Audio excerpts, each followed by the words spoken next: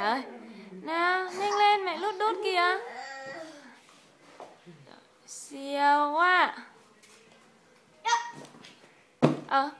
Con khỉ là chồng mông ở đây này. Con khỉ đã trồng cái mông đen ở đây này.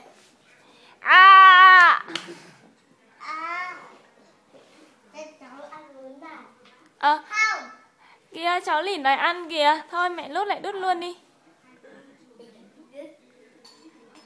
Nào.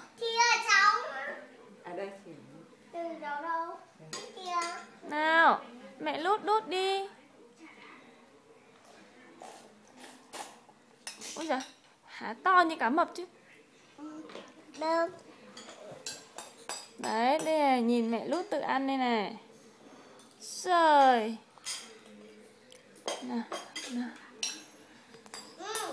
Kìa, mẹ lút gọi kìa. Con ơi.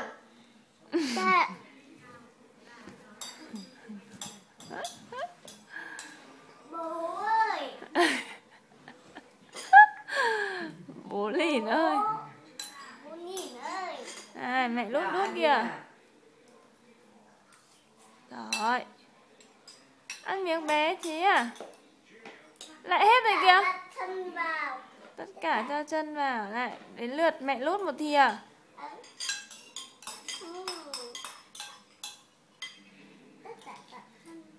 Rồi. Nào.